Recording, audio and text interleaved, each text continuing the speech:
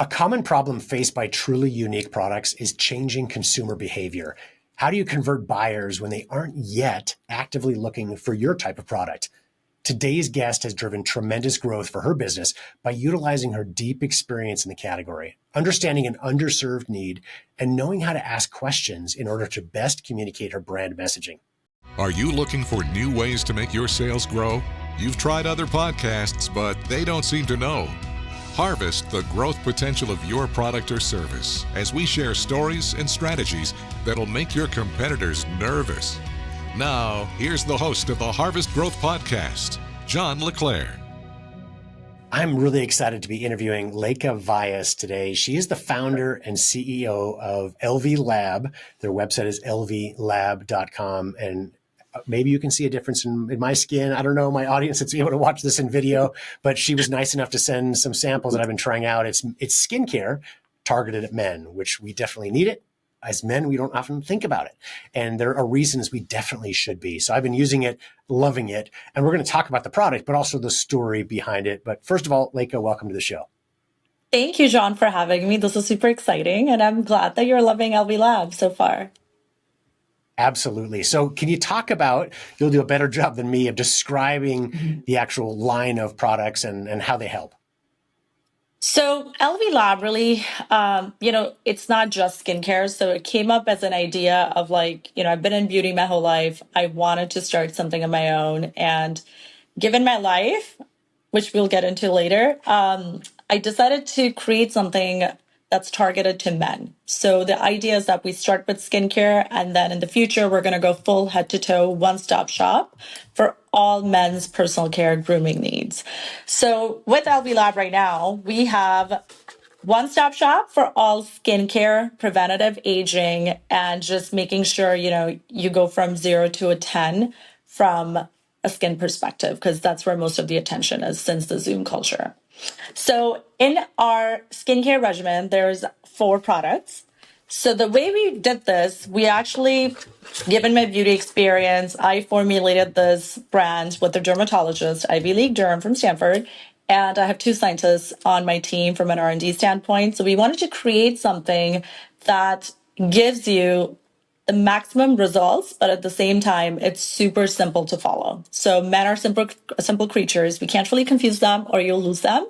So we wanted to create something that is super, super brainless almost. So it's a 1, 2, 3, 4, like it actually says on the bottles. It's 1, 2, 3, 4 step, 4-piece kit. So it has a cleanser. So you can throw that bar soap away for your face. Don't put that bar soap on your face. You need a cleanser. And then we have an anti-aging serum, which actually helps tighten your skin, brighten your skin, and actually helps build collagen. Number 3 is a moisturizer, because that's the biggest issue for men is hydration, but they don't want to look oily. So we created a product that's actually super simple and light on your skin, but also provides hydration and taking away the greasiness at the same time, which is really hard to find in the market. And our 4th one is our hero product, which really helps protect the eyes, the dark circles, the wrinkles, the raccoon eyes, if you call it, because the first thing that people notice on anyone's face, scientifically proven, is the eyes. And they tell a story from an aging standpoint, from a lifestyle standpoint, and, genetic standpoint as well. So our eye cream actually combats all eye issues at the same time. So that's why we wanted to create something holistically where products layer and marry on top of each other for maximum results. And we have clinicals for that. So science-backed, simple, clean, easy skincare for men. And it, as I mentioned before, it does. This product or this line of products works. It's phenomenal. It is a hurdle, though, that I know you run into where, to be honest, I use a cleanser. Historically, that's what I've done. And that's most men, if that, right? Like you said, it might be a bar of soap for many people, and that's kind of it. So how do you overcome that hurdle of men kind of pushing back, like, I don't need it, et cetera, to realize that we really do for our skin? Wow, that really has been the biggest challenge, right, with this brand. So I think it's education, right? That's the biggest thing that's missing. Historically, when you think about men, they're simple creatures. They're like, oh, just a bar soap. And you'd be surprised. A lot of men don't even use any soap. They just shower with water, which is very unhygienic. So if you're listening, please use something to clean your body and your face. So that has been a challenge for us. But what we have noticed since launching the skin that men listen to their female counterparts for the most part. It could be a mother, it could be a sister, it could be a girlfriend, it could be a female friend. They actually seek females' advice. If not, they're stealing their products from the bathroom cabinet and applying that and not knowing what it does. Just because your wife or your girlfriend is using some $300 cream for her face, that does not mean it's going to give you the same results. It might actually make things worse for you. So I think education is one thing that we're super hyper focused on. And also when it comes to marketing and targeting, we are understanding the consumer behavior when it comes to men, like what really influences them, what they aspire to do. So understanding like really the science behind the men's psychology, I think is super key for us as we continue to build the brand and scale. Oh, I appreciate that you shared that some men are showering with just water. So I feel like I'm doing a lot. So at least I'm using soap, right? Or have been historically using soap. That's pretty funny that I'm like, I never thought of that. That would have been even easier. But it's so true. Like, it's funny. You go down the men's aisle, like women, you've got something for everything, and some can be very expensive. They give some give real results, right? For men, it's like, all right, so this bottle has shampoo, face wash, skin wash, toothpaste, all in the same thing, right? Like it's about simplicity. And the connection that you've made is, okay, once as a man, you overcome that hurdle of realizing, okay, I know I need to do something, but I don't know what. Now it's like, keep it, as you said, as simple as possible. And it really is. It's, that number 1, number 2, number 3, number 4. And I don't want to like learn something new. And for me, it was so easy to use. And that's great that you resolved that. Now there's also a story behind, go ahead. I just wanted to add one thing to that. So one thing that, because we did listen to our customers, so before we built the brand, I know 4 products, that's daunting. It's a lot for guys. They can't. So we actually have a selfie quiz. And by the way, guys, those pictures don't come to me. So if you take, an embarrassing selfie where you don't look sexy, I don't get access to that. So it's actually all data driven. So you take a picture, the AI tool assesses your skin, and given on your lifestyle, there's a couple of questions that we ask, like, are you like something super simple? Do you have a regimen? Like, what are your goals from a skin standpoint? Given all of that, it actually suggests what you can start with. You can start with 1 product, you can start with 2 products, you can go with the whole thing, all 4. But I think men are getting to a point now, whether they're going through a divorce, whether they're seeing first signs of aging, the lifestyle, our food is so processed, it all like starts in the gut and actually starts showing on your face, your body, everything, your scalp. So I think men are noticing that. And we're also raising a very single, lonely generation of men as well. So I think they are seeing the need of trying to look and feel good. And gym alone just does not help, right? Like wearing nice clothes just doesn't help, because now we're on camera all the time. So I think men are seeking solutions, but they also wanted to keep it simple. So I think the selfie quiz, the regimen, that's super easy. I think that in conjunction, they just work together to solve this problem. It's a great tool.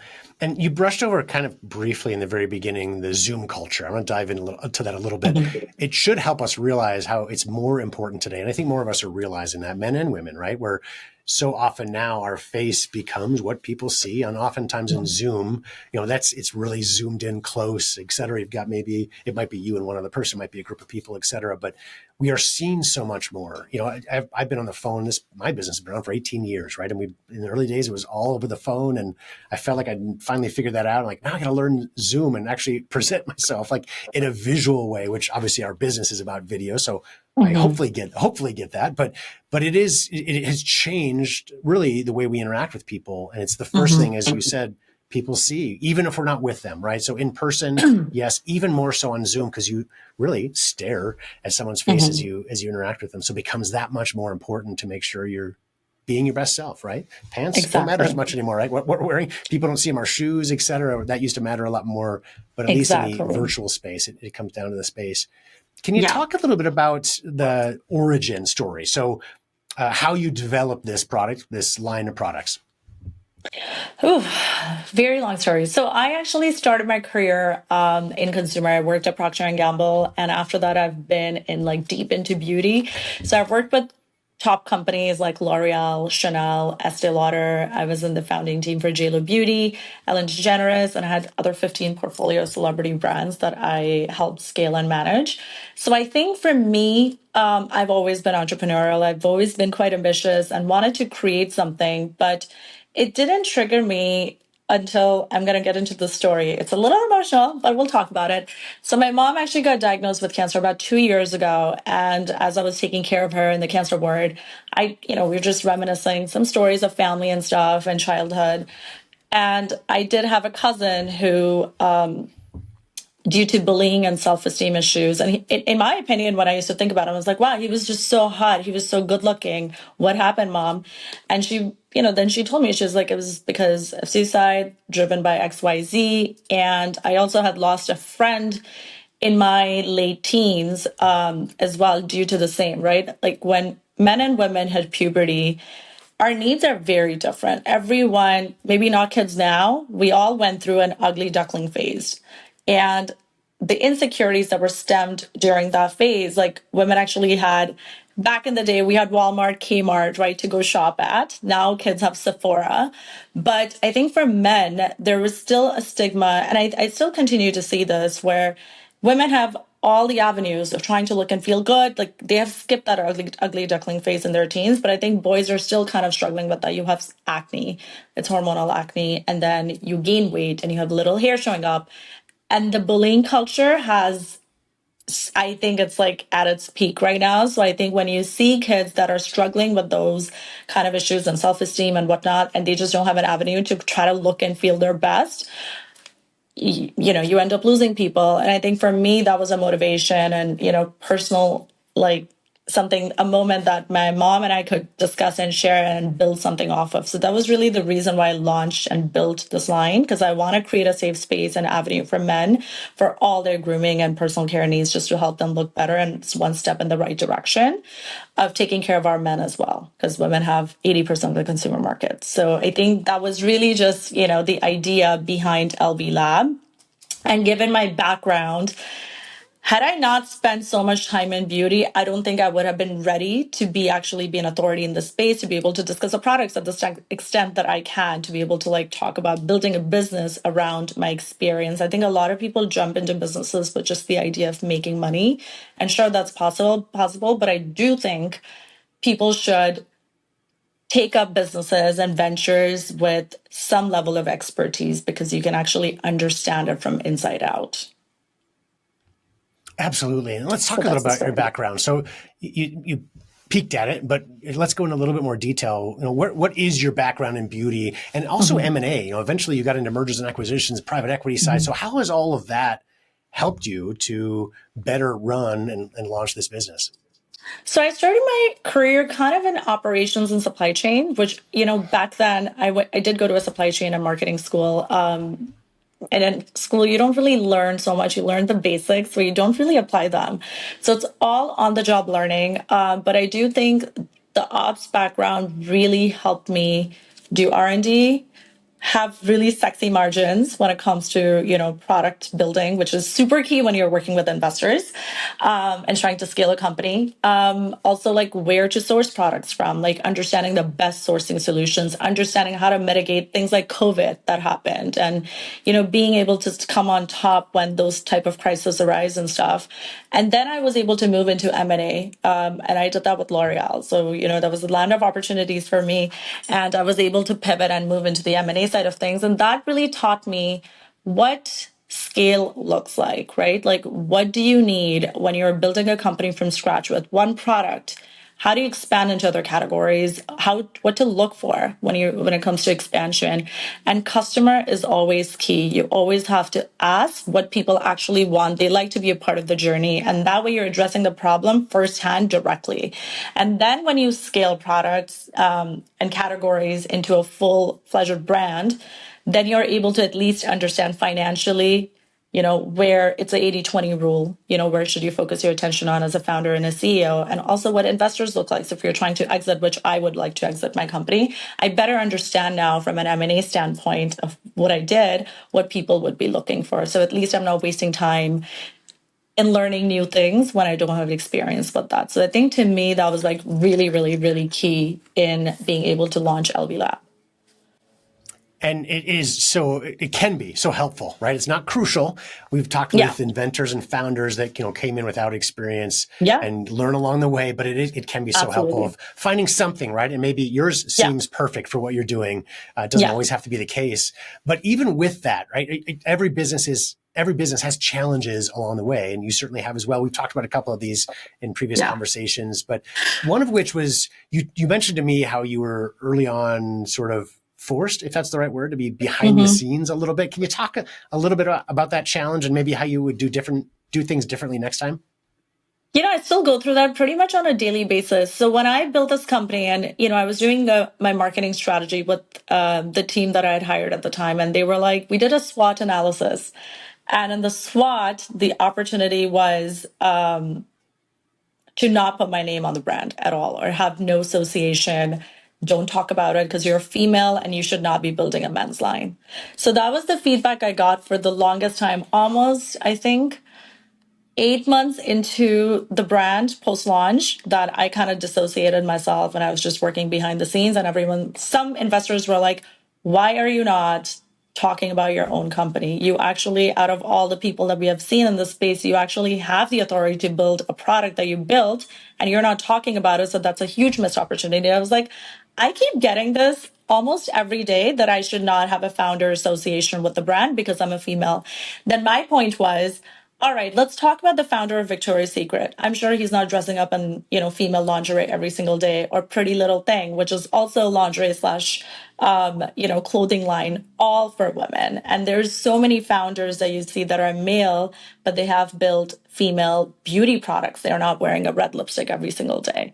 So when you talk about those stories, somehow it is more acceptable for men to launch beauty and lingerie and clothing products for females and be able to have like $1 billion exit. But when it's the opposite, a female doing something for men. And by the way, I think I should be talking more about it because men again go to females to seek advice when it comes to grooming and personal care, and they are trying to impress her, just in the majority, I guess. So that all the more just makes sense that you should be seeking a female's advice that's also an expert in the field to be able to tell you what would work the best for you. And to be honest, my friends, some investors, they're actually very grateful about that advice that I've given them. And they get compliments. They're like, dude, I had no idea that I needed skincare. Now I'm getting compliments. I just feel so good about that. So thank you for doing that. You need to do more of that.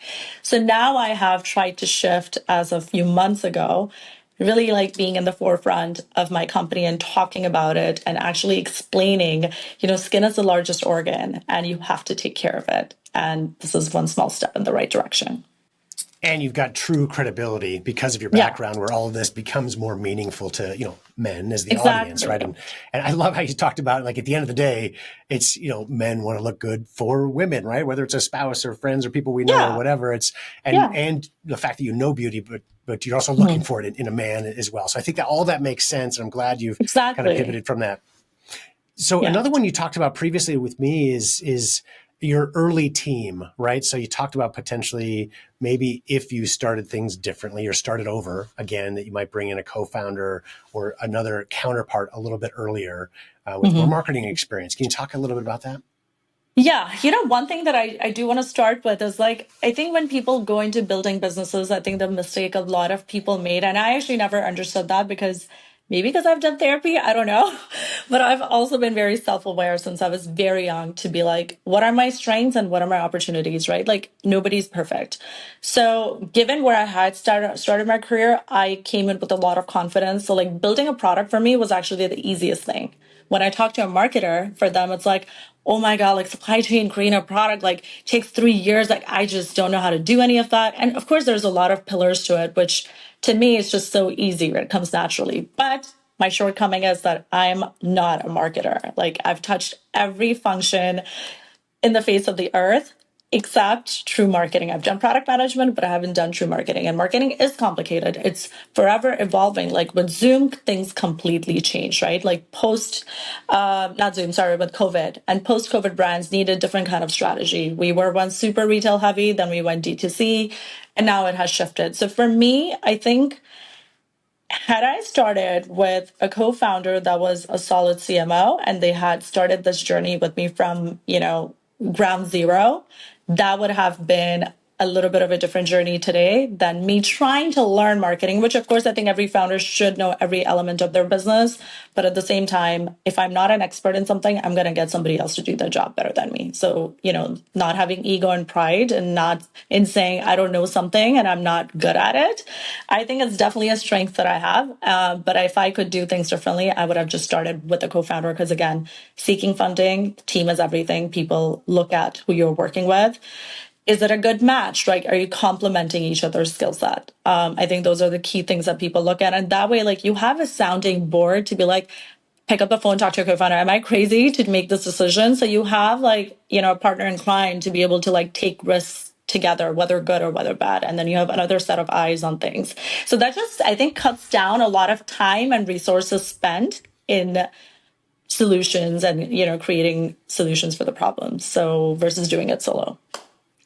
And it is very different when you talk about a co-founder versus an employee or a team member, whatever it might be. I like how you talked about, picking up the phone, and on the other end, an employee can be great and helpful, but the partner has the same skin in the game as you, right? So Exactly. it just changes maybe how they respond. They're thinking about this when they leave the office, right? They're thinking about the business day and night alongside you to make sure that it works well. And I actually had a co-founder of my business many years ago. No longer, things have changed over the years, but this is now 18 years ago. And in the early days, it was so helpful to have, like you said, a sounding board to go off and just kind of figure stuff out together, not be alone or feel alone.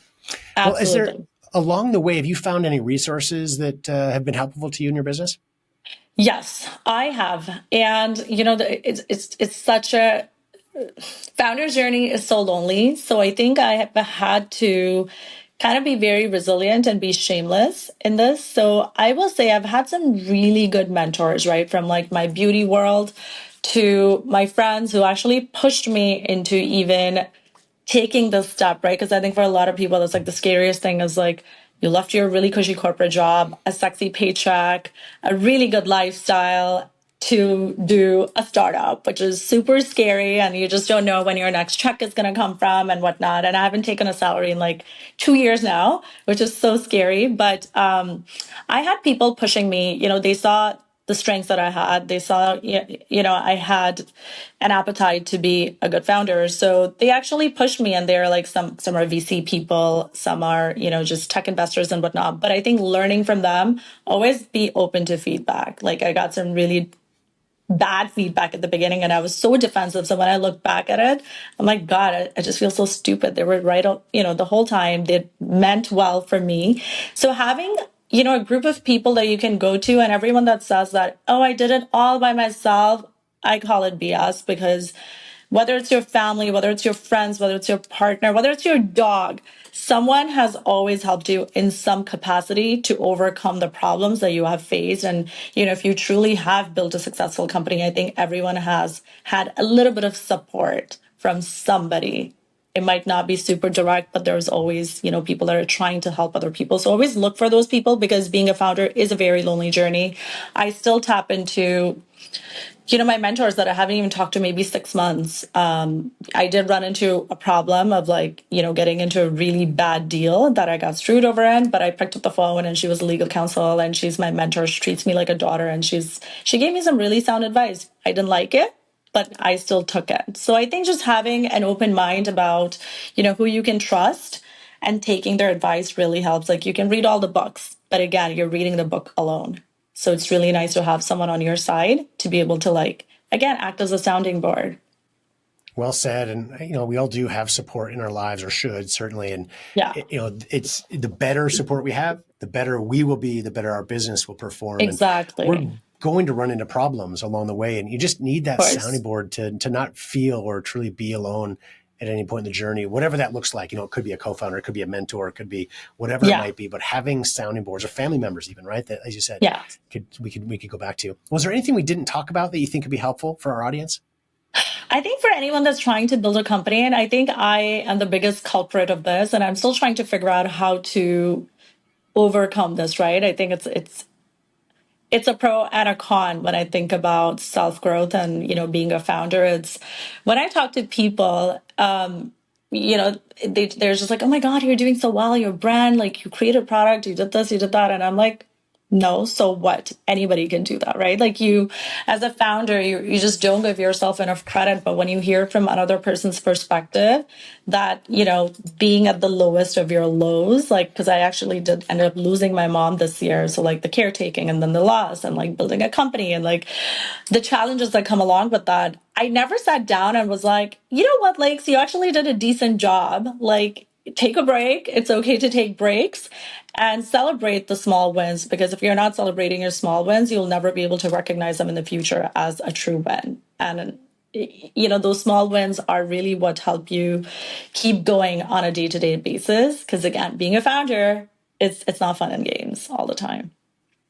I love that. Great advice. It's something I try to live today. Even 18 years in, I need to have those small wins, because I still hit challenges, right? Everybody does in their business, and the small wins help us get through those and get to the next big win, right? That is hopefully just around the corner. We always hope in those celebrate cases. them with your loved ones, right? Even if you could be like, oh my God, I got this one small PO, but I think it's also worth celebrating, because we just tend to forget what really means, what's important. So true. Well, Lekha, thank you so much for your time today. Thank you, John. This has been a really fun interview. I do encourage our audience, please go to Elvy Lab, ELVYLAB.com.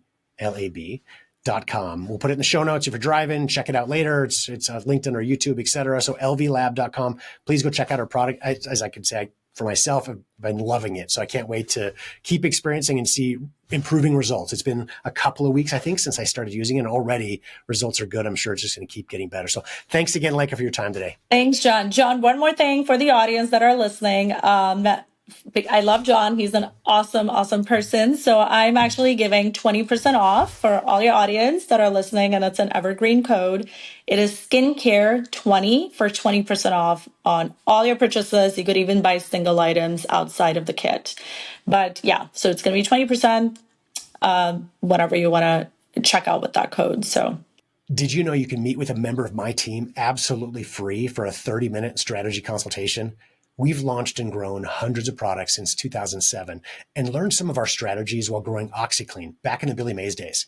We're here to help. So please go to harvestgrowth.com and set up a call if you'd like to discuss further.